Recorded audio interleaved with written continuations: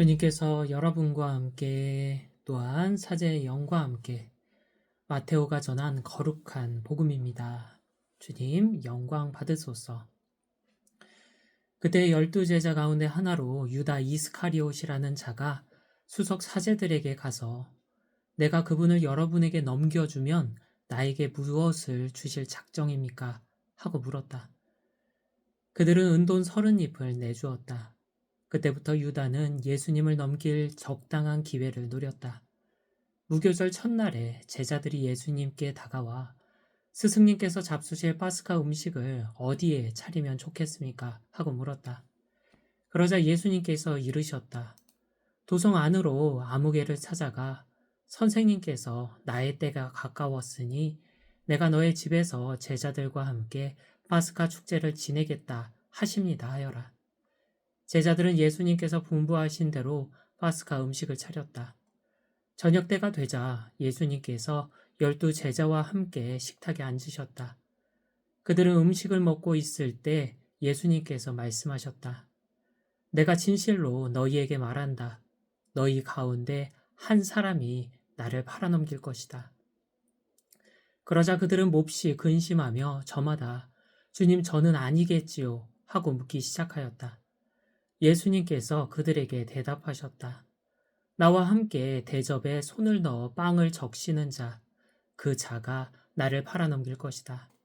사람의 아들은 자기에 관하여 성경에 기록된 대로 떠나간다. 그러나 불행하여라. 사람의 아들을 팔아넘기는 그 사람. 그 사람은 차라리 태어나지 않았더라면 자신에게 더 좋았을 것이다. 예수님을 팔아넘길 유다가 스승님, 저는 아니겠지요. 하고 묻자 예수님께서 그에게 네가 그렇게 말하였다 하고 대답하셨다.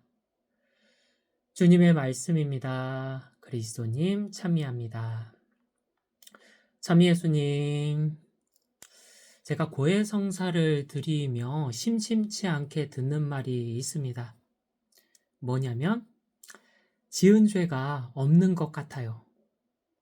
사실은 이렇게 이야기하지 않더라도 고해하는 죄가 한두 개에 그치는 경우가 많습니다.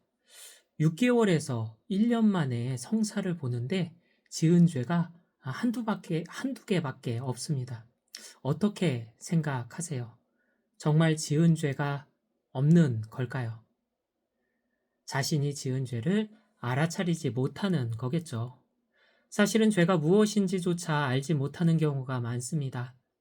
죄가 무엇이라고 생각하시나요?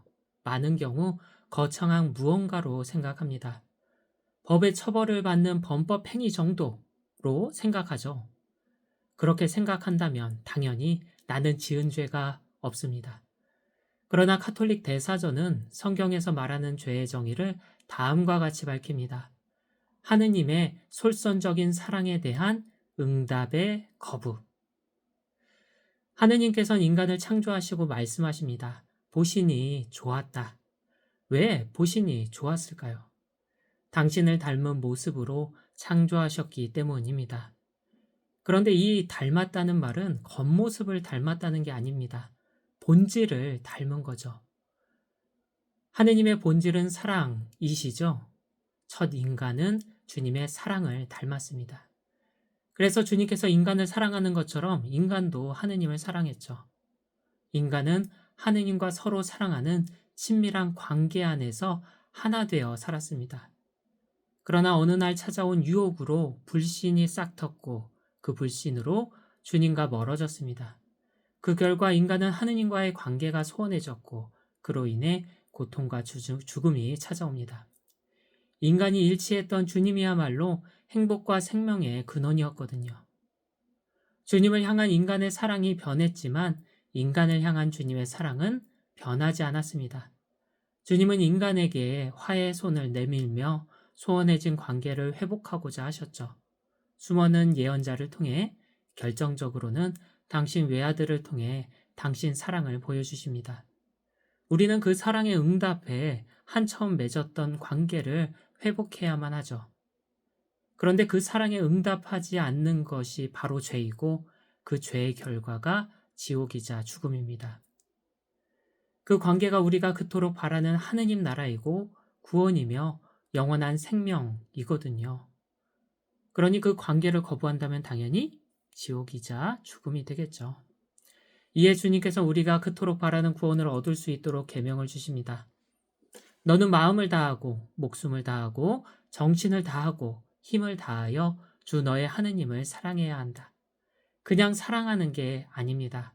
모든 것을 다해 사랑하는 것이죠. 주님께서도 당신 모든 것을 다해 나를 사랑하십니다. 내 응답도 마땅히 모든 것을 다한 사랑이어야 하죠. 그렇게 인간이 하느님을 사랑하며 처음 맺었던 관계를 회복할 때 고통과 죽음에서 벗어나 영원한 행복과 생명으로 넘어갑니다. 그런데 문제가 있죠. 내가 모든 것을 다해 하느님을 사랑하지 않는다는 점입니다. 왜냐하면 이 세상의 다른 것들도 사랑하거든요. 성경에서 죄를 가리키는 단어는 하마르티아입니다. 이 단어는 고대 올림픽 활쏘기 경기 중 옆 사람의 관역을 잘못 쏘는 것을 가리킵니다. 이처럼 죄는 내 사랑이 마땅히 하느님을 향해야 하는데 다른 것으로 잘못 향하는 것입니다. 오직 하느님만 사랑해야 하는데 하느님이 아닌 다른 것을 사랑하는 게 죄죠. 탐식은 하느님보다 음식을 사랑하는 죄고, 음란은 하느님보다 성적 쾌락을 사랑하는 죄이며, 탐욕은 하느님보다 물질과 돈을 사랑한 죄입니다. 허영은 하느님보다 다른 사람들의 인정과 칭찬을 사랑한 죄이고, 교만은 하느님보다 자기 자신을 사랑한 죄죠. 그렇게 내가 사랑하는 음식, 성적 쾌락, 물질과 돈, 다른 사람의 인정 등을 가질 수 없을 때 생겨나는 죄가 분노이고요.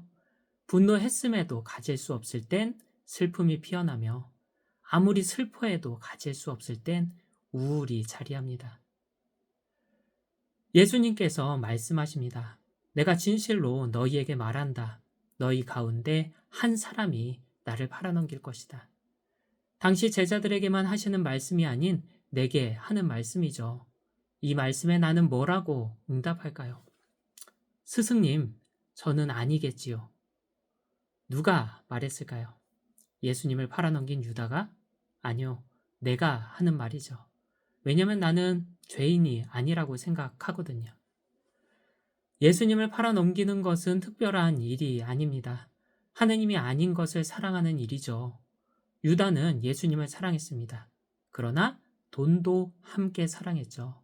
그래서 그 돈을 선택합니다. 우리도 예수님을 사랑하죠. 그러나 다른 것도 사랑하며 때로는 주님 대신에 그것을 선택하곤 합니다. 과연 내가 죄가 없다고 할 수 있을까요? 사실 우리 모든 인간은 죄인이죠. 오늘 하루 내 사랑의 화살이 마땅히 향해야 할 곳을 향하고 있는지 돌아보면 좋겠습니다. 혹시 잘못된 관역을 쏘고 있지는 않았는지요? 내 사랑은 오직 주님만을 향해야 합니다.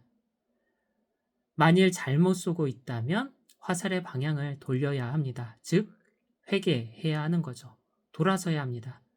내 사랑이 마땅히 향해야 할 곳을 향했을 때 우리는 승리의 월계관을 쓸 수 있습니다. 우리가 그토록 바라는 하느님 나라이자 구원이며 영원한 생명이라는 월계관을 말이죠. 오늘 예수님께서는 죄가 없다고 생각하는 내게 말씀하십니다. 내가 진실로 너희에게 말한다. 너희 가운데 한 사람이 나를 팔아넘길 것이다. 아멘.